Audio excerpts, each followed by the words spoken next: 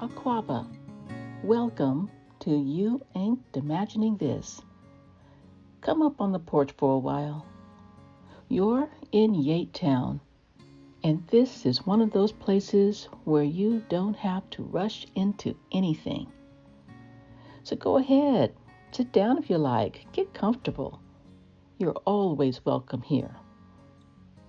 I'm Amma Robin, your sister host here in YAIT Town. And I've been thinking about something for a while. Rest.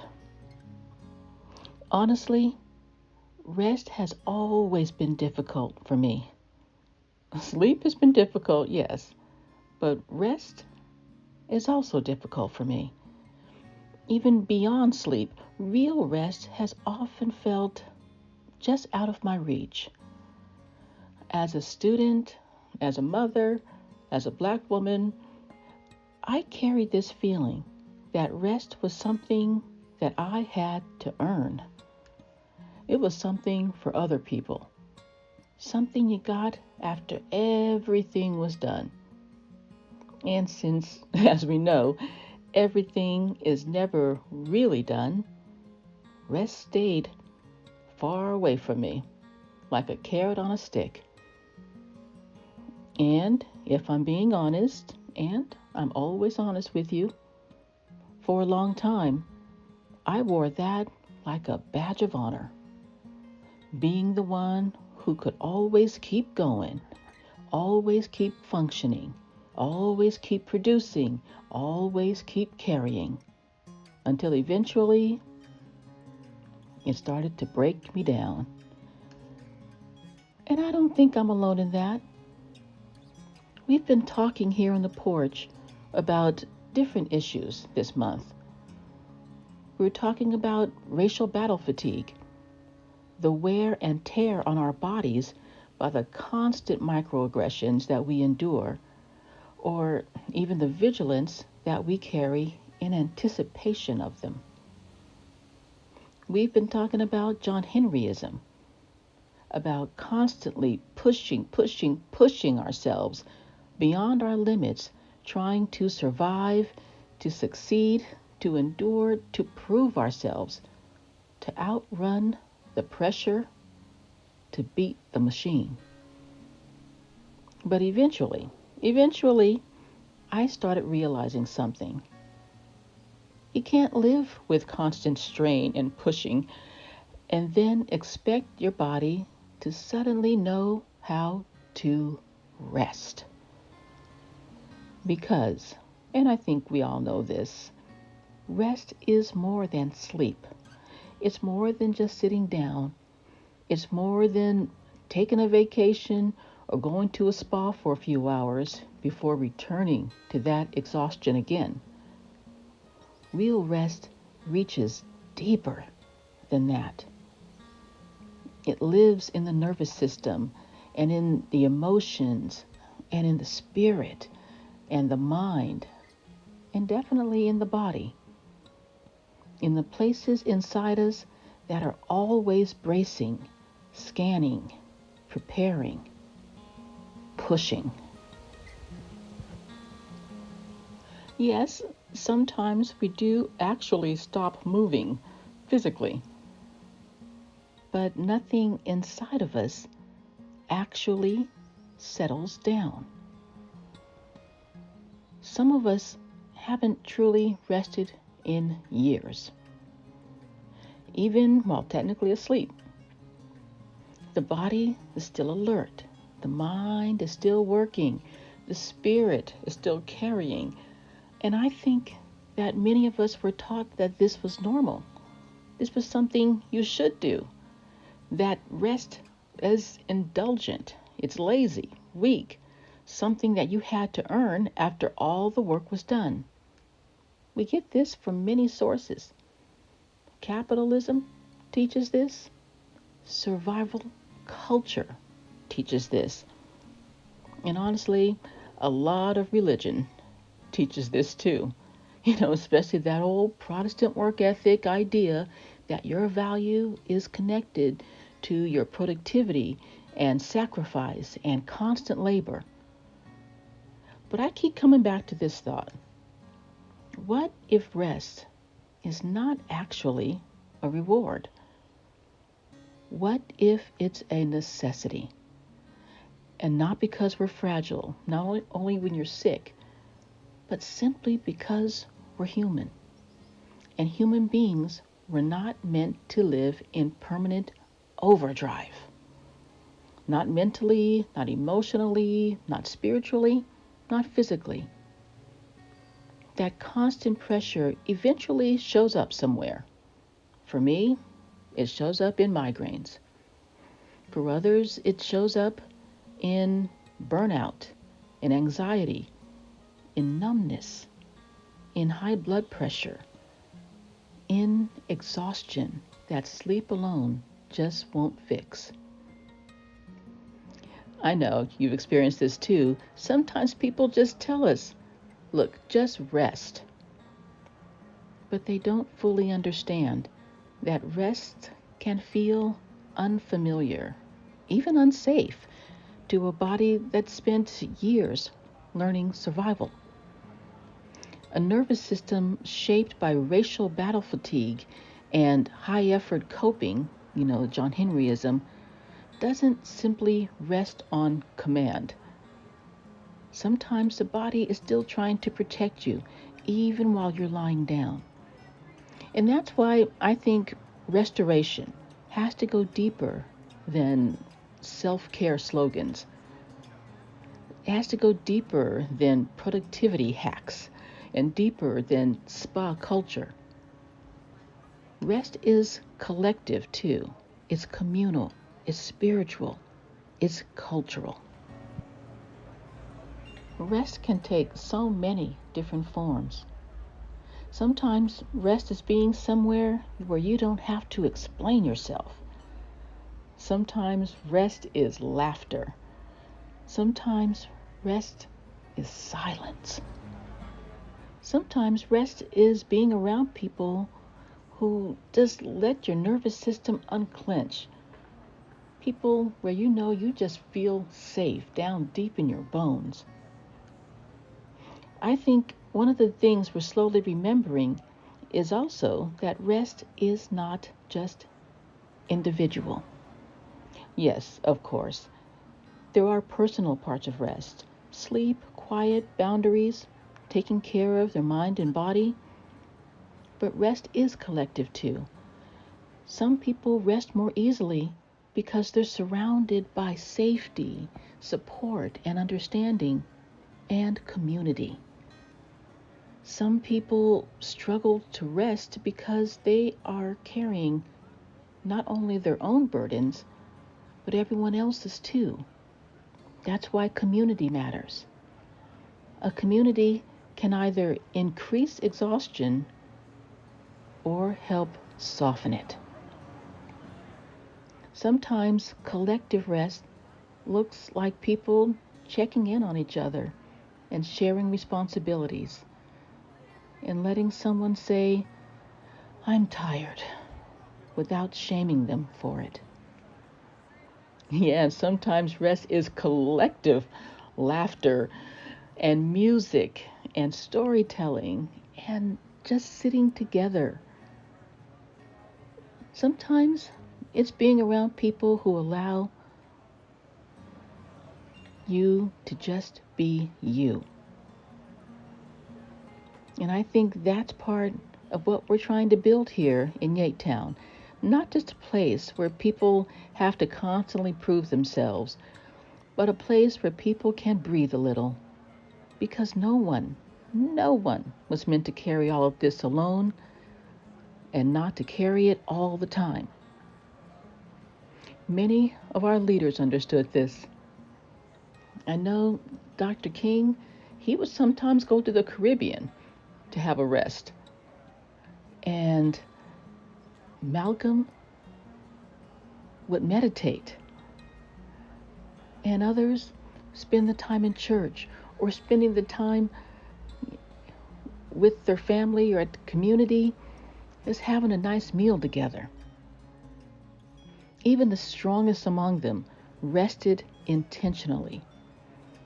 And sometimes the laughter and the card playing and the music and the stomping just allowed the system to rest. And they rested, we can rest, not because any of us are weak, but because we all understand that there's something important. You cannot pour endlessly from a depleted body, mind, or spirit. Rest is part of the work. It's not separate from it. And maybe part of restoration is learning to imagine rest in a different way. Not as something we earn, that's something we have to earn after we're exhausted, not as a reward for overworking ourselves, but as something human beings are meant to experience. Here's something to do. It's kind of a challenge. Imagine what it would feel like to rest without guilt. I've tried that, and I have to admit it's really hard for me. Imagine what it feels like to stop when your body says enough, instead of waiting until it completely breaks down. Imagine encouraging a friend to rest without making them feel lazy or weak for needing it. Imagine a community where people checked on each other's well-being, not just their productivity. Okay, here's a bigger one. We're going to expand it now. Imagine a world where rest was normal, where it was honored, where it's protected, and it's not something to apologize for and not something that we have to prove we deserve, but it's just part of being alive. This is possible. I'm going to be honest with you, though. Like I said, I always am. I have not mastered the art of rest. I'm still learning it, still practicing it, still noticing how quickly I slip back into pushing and striving and overextending and believing that I have to earn the right to stop. And sometimes even shaming myself for needing rest. But something has been changing in me over time.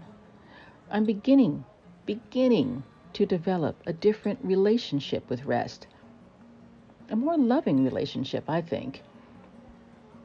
I'm beginning to see rest not as laziness or weakness or something reserved for people who have somehow done enough or done it all. Wow, imagine that. But as necessary and healthy and human, and I like this term for it, though I see people's eyebrows going up, something even honorable. Because there is something deeply honorable about caring for the mind, body, and spirit that we've all been entrusted with. There's something honorable about refusing to destroy yourself just to meet impossible expectations. And there's something powerful about allowing yourself to recover instead of treating exhaustion like proof of your worth. So now when I rest, or when I try to rest, I'm practicing something different. I'm not practicing perfection. I'm practicing practice. I'm encouraging the people around me, my family, my friends, this community, to practice it too. Slowly, gently, lovingly, and together. Because I think so many of us are trying to learn something that we were never properly taught. That we deserve rest before we completely fall apart. And I don't know about you, but it's a big one for me. I remember sometimes if I got a cold, I was almost relieved because then I had an excuse to rest. I know that sounds strange, but that's how I was thinking about it. But maybe it's also part of restoration that's beginning to imagine a life where exhaustion is not the price of existing. I know in our culture we are supposed to be exhausted, and that's supposed to show that, when we're putting in 18 or 20-hour days, that we are productive, we have value. But we've got to change that. A life where we don't have to collapse before we finally allow ourselves to stop, I think, is the life I want to live. What about you? I think we should keep talking about this slowly and together and really without any shame or judgment, because I think many of us are still learning what real rest even feels like. But for today, maybe just notice where your body still feels like it has to stay alert. We're going to take this step by step. Notice where your mind still feels responsible for carrying everything. And then notice how difficult it may be to simply let yourself settle. Not with judgment, just honesty. If someone came to mind while you were listening to this episode, someone who you know is also exhausted, someone who keeps pushing because they don't know how to stop, maybe send this episode to them. We've got to look out for each other. That is what this community is for, and it really makes a difference. Here in YAIT Town, rest is not something we have to earn through exhaustion. We encourage rest here, not because people are weak or because ambition is bad, because ambition is great, and not because we've given up on growth or purpose or meaningful work. Absolutely not. We encourage rest because human beings need it. Our minds need it. Our bodies need it. Our spirits need it. Our communities need it.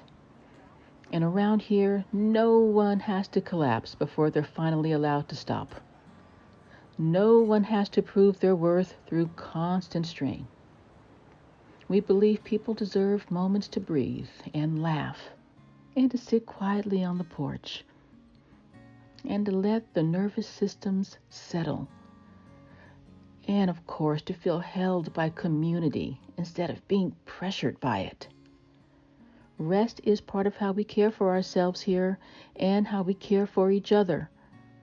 Because a community that never rests eventually forgets how to feel joy and softness and creativity and connection. And I know I want more than that for me, and I hope we want more for ourselves than survival alone. We want lives that can actually be lived. I'm Amma Robin. Thank you so much for coming up and sitting on the porch with me. The porch light is always on for you. Come as you are, take what you need, and you ain't imagining this. Ashe, community.